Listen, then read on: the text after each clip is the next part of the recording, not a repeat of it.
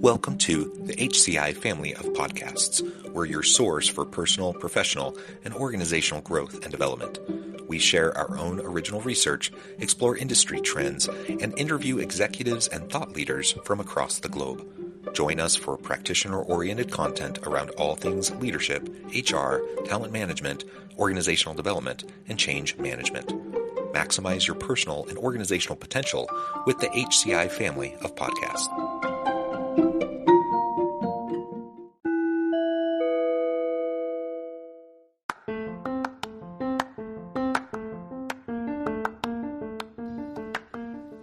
Welcome to the podcast. In this podcast episode, I talk with Alex Brueckmann about his new book, The Strategy Legacy: How to Future-Proof Your Business and Leave Your Mark.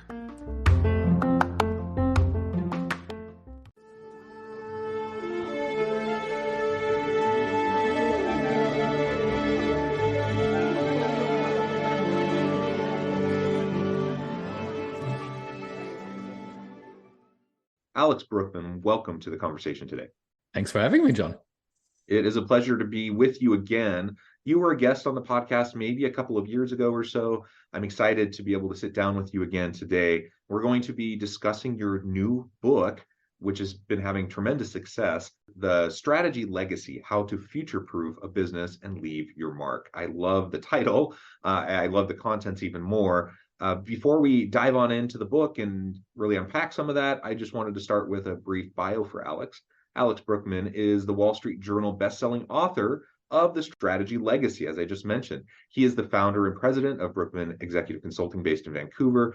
Alex has impacted thousands of leaders across the world. His clients include high-growth startups and Fortune 500 executive teams. He holds degrees and certificates in management, leadership, and strategy from EBS University, INSEAD, and Harvard Business School. And I could say a lot more about you and your background, but I'm going to pause there. Anything else you would like to highlight for the audience before we just dive on into your book? I think you said it wonderfully. All right. Well, very good. So why don't you start by just laying the foundation for this book? Why this book? Why now? What gap and what niche are you trying to fill? The book came at the tail end of, and I think I talk about it in the book, in the beginning of the book, well, something that I called a self-induced external shock. My wife and I, we decided to move from Germany to Canada about 1.5 years before the pandemic hit, before COVID, which means we were about to move continents when it happened. So we moved at the end of March 2020, which was the first high phase, lockdown phase, which was pretty terrible to move continents, but we made it safe and sound, so no complaints on that end. But what happened there was, while I was moving closer to my customers in North America, I felt strangely guilty of leaving my customers in Europe behind. And that guilt kind of was nagging in my head. And a friend of mine said, why don't you hand over a nice present and continue with your life? And we had a hearty laugh about it because, yeah, if it were so simple, everyone would do it. But that idea of a present then developed into, why don't I write down what I've been doing with some of these customers and give it to them so that they can replicate it without me? Because, I don't want to fly to Germany for a one-day workshop or things like that. That doesn't make sense. And sometimes when you've gone through something with someone external, you feel, I might be able to do this myself the next time if I only had, let's say, a manual for it or something like that. So that was the initial idea. How can I write down what I've been doing with my customers in ways that they can replicate it without me? And that developed into a manuscript that became thicker and thicker and more. And at some point I was like, yeah, that's not gonna work. You can't give people 100-page PDF document and be like, hey, I know you can do this. So I started to think about what if that might be a book. But at that point in time, I hadn't published any book yet. So I reached out to people in the publishing industry, namely my agent, who became then my agent.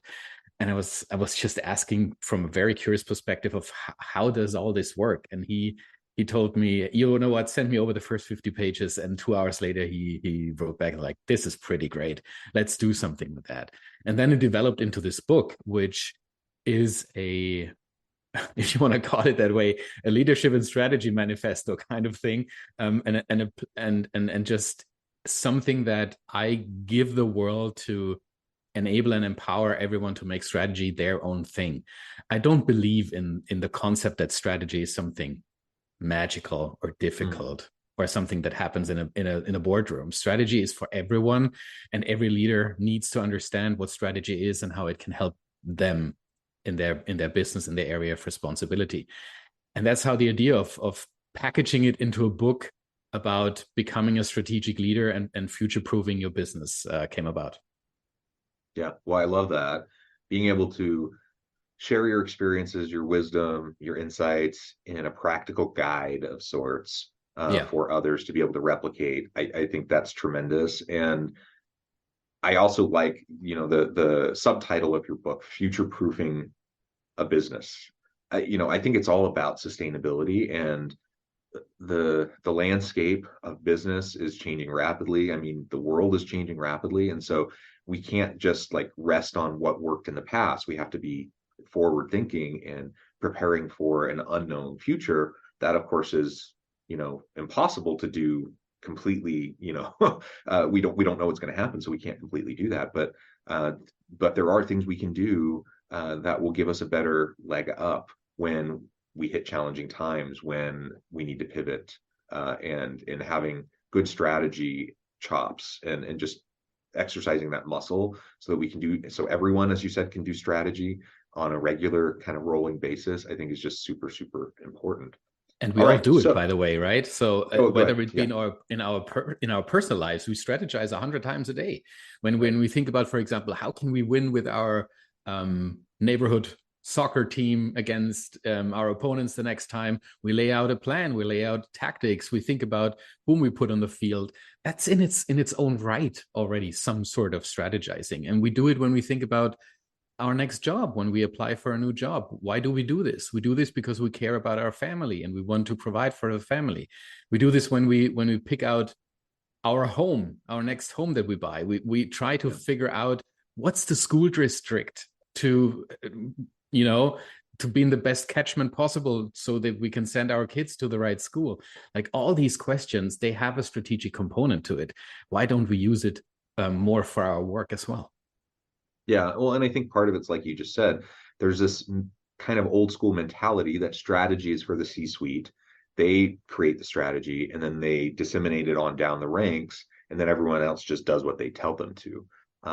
That doesn't work so well anymore. Like there's just too much disconnect between, especially with a organization with lots of levels, in hierarchical tiers. You got to push strategy down, and you have to get everyone involved in the daily strategic mindset, if we hope to be relevant in the future of work. So future proofing your business fundamentally requires strategy. Like you said, it's not necessarily like crazy complicated though. Like we also think, there's these strategy tools, that sometimes look pretty complicated, or you have like some strategy template, or someone's like, oh, I don't know how to use that.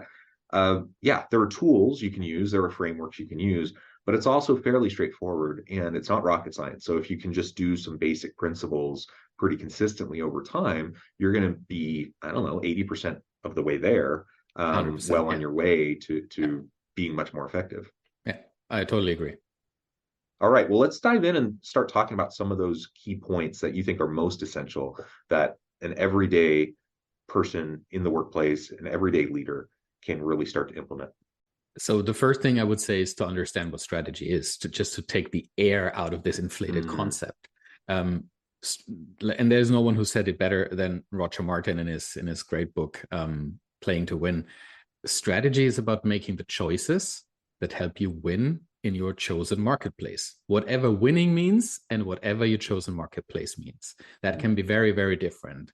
That would be like very different for a not-for-profit organization, let's say in the environmental protection space, than if you take a for-profit software as a service company in the Silicon Valley, for example. So very, very different what winning means and what chosen marketplace means. But in the end, it's about deciding, where do I want to invest my limited resources in?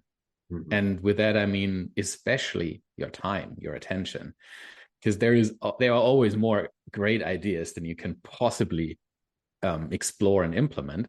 And of course, it also means where do I invest my funds in, right? So stretching ourselves too thin, especially when you're an entrepreneur, when you have a small business, can quickly lead to becoming irrelevant because you're Mhm. not doing anything particularly well, so you don't stand out in a certain way.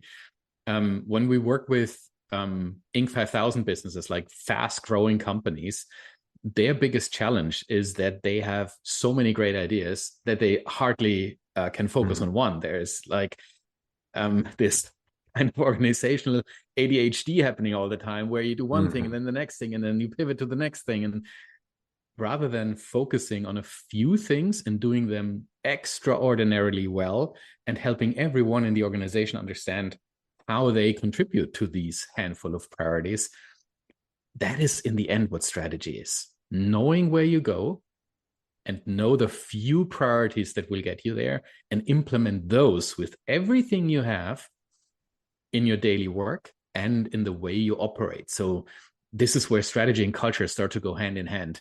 And Mhm. if your organization understands that those few priorities make or break the success of the future, and if you then give everyone the, let's say, the capabilities, the skills to work in that direction, that is pretty powerful. And that is a concept that executive teams often understand very well. Um, from a, I say, from a rational perspective. The challenge starts when we want to implement it and help the next layer of leadership, for example, to understand it. And when we talk about larger organizations, when we work with Fortune 50 companies, for example, or Fortune 100, you mentioned it already, when there are multiple leadership layers already in place, it's really about creating that dialogue throughout the organization, up and down and back again, about strategy, about culture, and what those priorities really are. You know as well as I do, if I hire you and I don't give you anything to do within 2 weeks, you will have a full calendar. You just find work. That's how we're wired as human beings. We don't want to just sit there idling. We want to do something. So helping people to find what that priority is, what they should do, and how they should do it. That's in the end what strategy is all about. What would you say are some of those key skills that top level executives need to start developing in their people, pushing down so that we can have more of that that holistic strategy Yeah. mindset in what we do? I think you're alluding to those 6 capabilities that I mentioned in the book. Um, of course, strategic acumen. This is kind of the no-brainer, right? When we talk about the book about strategy, strategic acumen is really a biggie. And what that simply means is, am I able to think and act strategically? That might be a bit of a no-brainer for some because, yeah, I'm an executive, I need to do that. But you would be surprised how many executives we work with that grew in their roles, in their subject matter expertise up the ranks, and they never really had to strategize. They are not used to that type of mindset, simply because they became successful in their subject matter. Um, take an HR person, take a salesperson. They typically grow within their field, and all of a sudden, they're meant to make decisions for an organization as a whole, not only for their area of responsibility anymore. And I think this is the biggest struggle for many executives once they are the first time on an executive level, is that it's not about your field anymore. You represent the organization. So if you have a C-suite, if you have a C-level title or an EVP title, I always struggle when I see EVP titles and they have a qualifier next to it, EVP HR or EVP marketing. That's not the point anymore. You're not the executive vice president for marketing. You're not representing marketing on the executive team. You represent the entire organization. So having that concept of strategic acumen early on in your career present and someone who helps you embrace it, that's a huge gift. So thinking and acting strategically is just very, very different than thinking and acting tactically and operationally. So that's Yeah, number one. that's a really, really important point. I see the same thing all the time. In fact, I was having a coaching session with an executive just last week or late last week, This is their first position. They're a couple years in, so they're kind of past the learning curve stage, or they should be, right? But they're still really struggling. They're struggling to recognize the difference between the strategic and the tactical, and their operational. They have tremendous subject matter expertise. That's why they were hired and promoted, because they'd had a Exactly. lot of previous success. Yet they haven't been able to transition into this approach of leading a diverse group, all with their own technical expertise, and creating and laying out a clear vision, purpose, and strategy for the division, and how that connects to the broader organizational mission and purpose. Yeah. It's a super common problem, and you just, I think, articulated well why we tend to see that over and over and over again. And it's this person that I was talking with. They're a good person, like they're a good, well-meaning person. They work really hard. They have good intentions. Yet there are a lot of problems, and it's not because they're like sinister or nefarious in any way, trying to think, how am I going to, you know, mess up my division or hurt my people. Of course, nobody wants that. But they're kind of stuck and they're drowning, Yeah. and they're not sure what to do about it. Yeah. And so starting with the correct mindset, I think, is really important. And for anyone who's leading that level of executive, there needs to be coaching, there needs to be mentoring, there needs to be support, especially if that's their first time in that kind of a position, because Yeah. that's a hard transition. I'm currently working with a CFO. She is almost a year into the role, her first time executive title. And she really struggles to let go of the things that made her successful in the past, not because she wants to hold on to these to have the same experience, but simply because she's enjoying them so much. Mm. And that is obviously a huge element in your work. Do what you enjoy, do what you love, and bring your full self to work. And there is this inherent fear that if she lets go of these things, she's not going to enjoy her role so much. And Mm. and if I hear something like that, or if we explore something and unpack that in conversations, what we often realize is, in these moments where you enjoy something that you're not supposed to do anymore, you're robbing yourself of the opportunity to fully embrace what is your role now. And you need to do something like once or twice to really like it. It's like, the first time you try red wine, you probably didn't enjoy it too much. The second time, maybe a bit more, because you start to value it and you start to explore it in all its depth and nuances. And that's the same with an executive role. It can feel scary in the beginning, and you will certainly miss things of your previous roles. But man, there is so much in this role that you can unpack. And if you allow yourself to do that, by letting go of everything that made you successful in the past, that can be one of the most fulfilling roles that you can have. Yeah, it's understandable why people can be so hesitant to let go of that, though, right? Because that's your whole Yeah. career success up to this point has got you where you are. And Yes. it seems logical in a way that I just need to keep doing what I've done up to this point. And so, but as you so well articulated, it becomes a hindrance to your further growth and development, and it also can become a hindrance to how you lead the people that report to you. Because then, I see this all the time too, where an executive is like, well, I did XYZ to find success. And so then it becomes prescriptive, and they're like, okay, so you need to do XYZ to find the same Yeah. success, Yeah. which just isn't how it works. And so you really do need to just be able to step back, reassess what is needed in your new role, refocus your time, effort, and attention. And then for your people on your team who you're trying to develop your bench strength and people who can take on future roles, meet them where they're at and find opportunities to develop them in a way that makes sense for their role, because it's going to be probably a bit different than the way you did it. In the world of coaching and mentoring, far too often you see people who are super well intentioned, but really are just trying to create little mini me's, to replicate, what they did, and that Yeah. just usually doesn't work. Yeah, it doesn't. All right, so you laid out the first foundation. Maybe run through those other five really quick. Intentionality plays a huge role. So leading by intention. Um, there is just a finite number of minutes that we have every Yeah. day that we can allocate to certain things. and being intentional, to the point of being ruthless with your time. Mm. That is something that executives and not only executives, senior leaders really need to embrace. I'm currently working with an organization that has, I've never seen an organization that has that level of overload simply because people don't respect each other's time anymore. Mm. People just book each other into meetings without, people don't even know why they're in these meetings.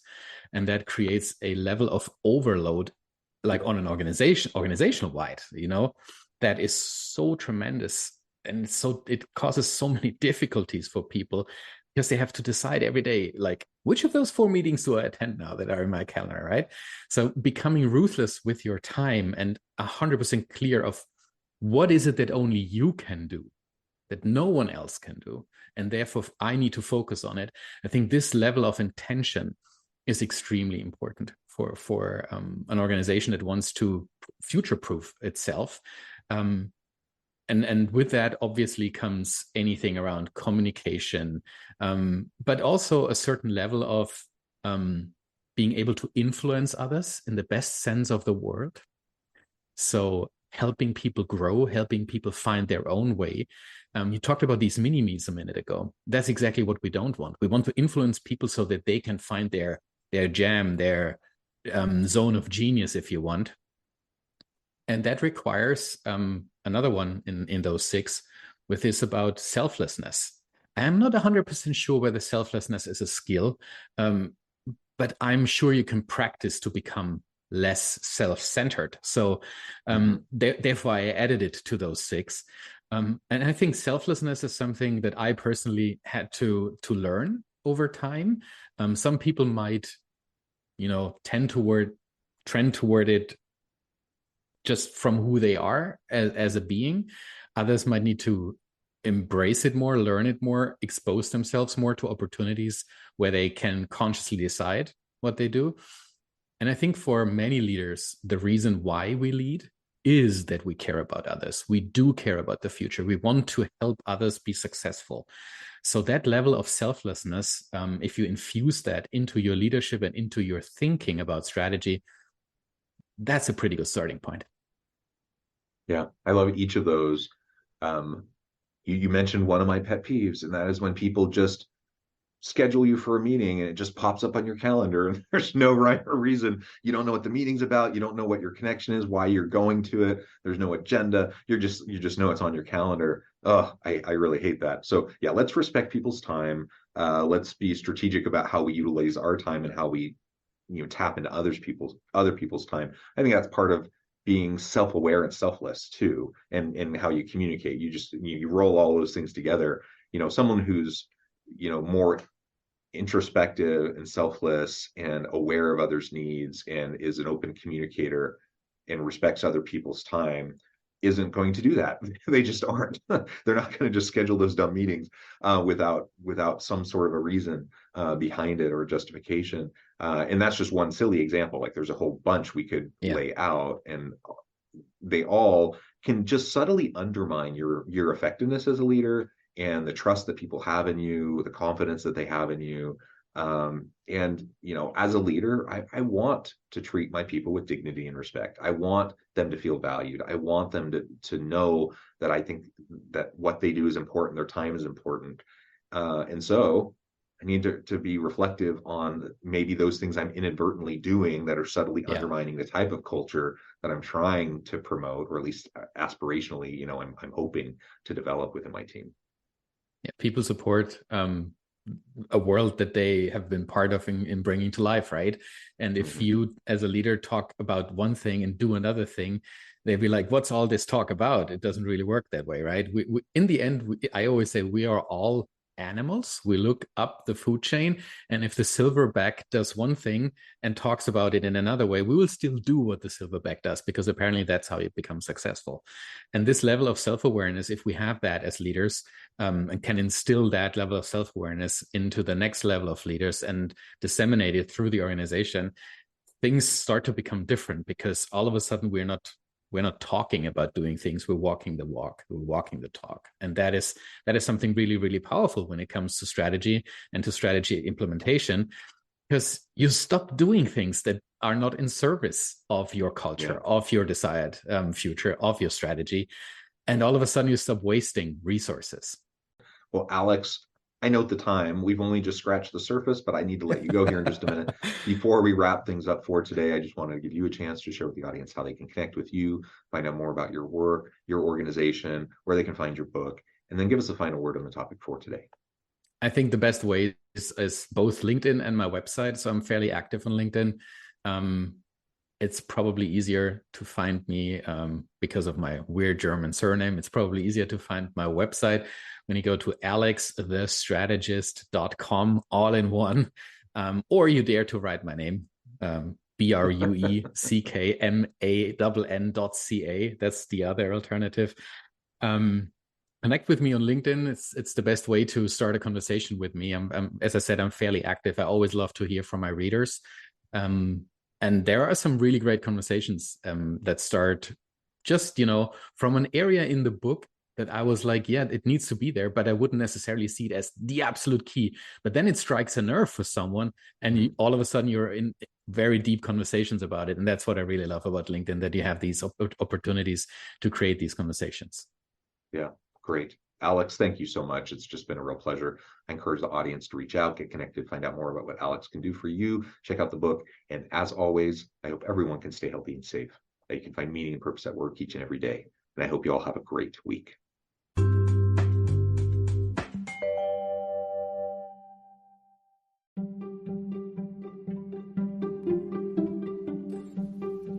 Thanks for joining us for this episode of the podcast. We hope you stay healthy and safe, and please join us again soon.